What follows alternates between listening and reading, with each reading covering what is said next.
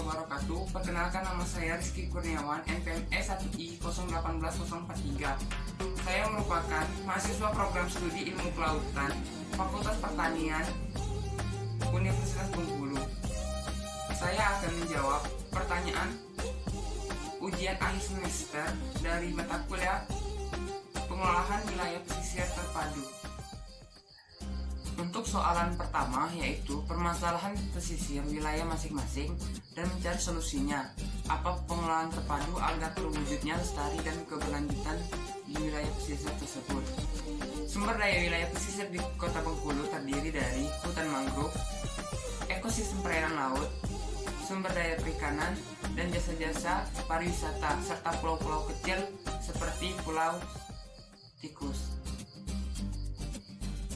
Ekosistem hutan mangrove di Kota Bengkulu ini tidak terlalu banyak dan letaknya pun tidak terlalu dekat, di mana dalam hal ini beberapa tempat memiliki hutan mangrove seperti di TWA, Taman Wisata Alam Pantai Panjang, di Pulau Bai, Dusun Kandang, dan Jenggalu.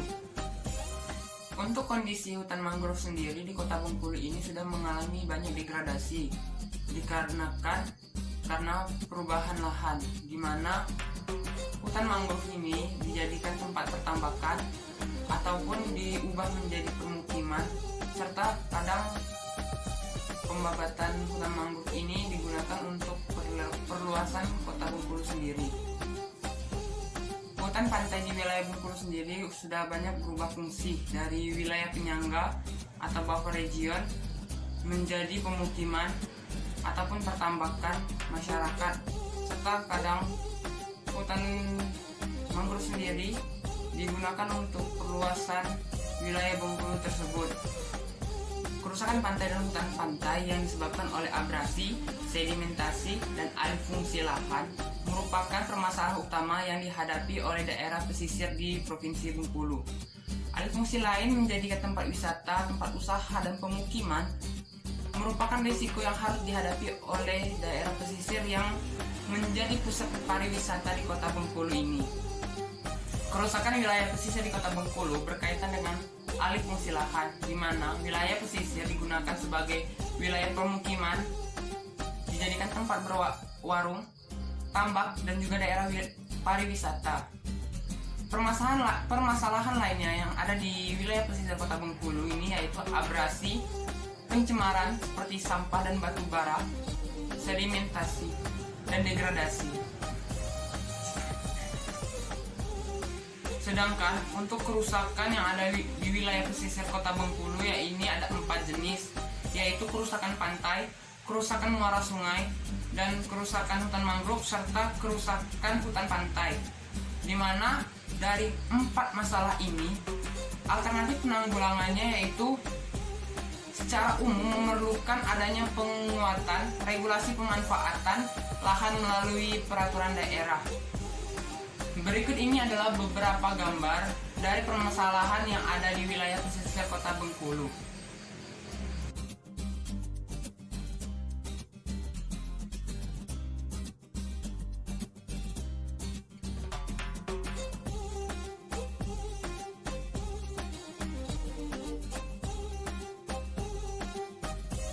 Untuk permasalahan yang terjadi ini, alternatifnya yaitu membuat bangunan pantai untuk mencegah abrasi, penataan lokasi tempat usaha agar tidak merusak ataupun mengganggu hutan pantai dan sabuk hijau, serta penyusunan manajemen pengolahan sampah yang baik dan benar di wilayah pesisir. Kebijakan yang dapat diagendakan untuk mengantisipasi pencemaran dan kerusakan lingkungan wilayah pesisir pantai yaitu: yang pertama, konservasi keanekaragaman hayati. Yang kedua, pengembangan bioteknologi. Dan ketiga, pengolahan terpadu wilayah pesisir dan lautan, di mana penanganan bagi ketiga aspek tersebut diarahkan pada upaya pelestarian dan perlindungan biologi pada tingkat spesies dan ekosistem, serta menjamin kekayaan alam binatang dan tumbuhan di seluruh wilayah tersebut. Pada dasarnya, pengelolaan wilayah pesisir terpadu adalah konsep pengelolaan pesisir yang mengikut sertakan peran masyarakat, sehingga diharapkan masyarakat akan turut serta dan merasa memiliki tanggung jawab terhadap kawasan pantai yang menjadi daerah hunian mereka. Untuk soalan kedua, yaitu dimensi apa yang dilakukan untuk terwujudnya wilayah pesisir di daerah masing-masing dan bagaimana pengelolaan terpadunya.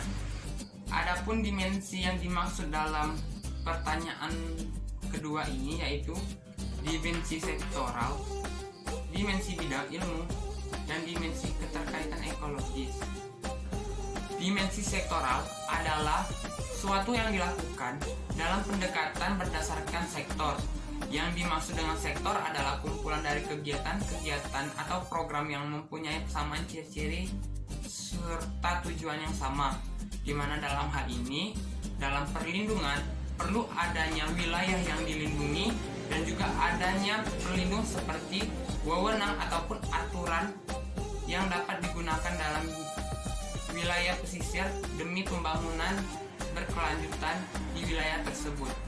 Dalam dimensi bidang ilmu, pengelolaan wilayah pesisir terpadu dilakukan dengan pendekatan interdisiplin ilmu, ekologis, ekonomis, teknik, hukum, dan lainnya yang relevan dalam pembangunan agar suatu permasalahan di wilayah pesisir dapat diselesaikan untuk lestari keberlanjutannya.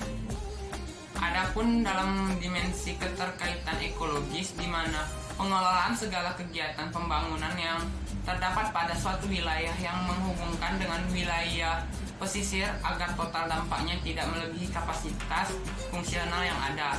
Misalnya, pada wilayah pesisir yang digunakan sebagai area pembuangan limbah harus mendapatkan jaminan bahwa total pembuangan limbah tidak melebihi batas maksimal yang ada.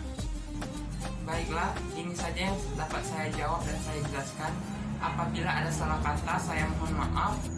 Semoga bermanfaat bagi kita. Saya akhiri. Wassalamualaikum warahmatullahi wabarakatuh.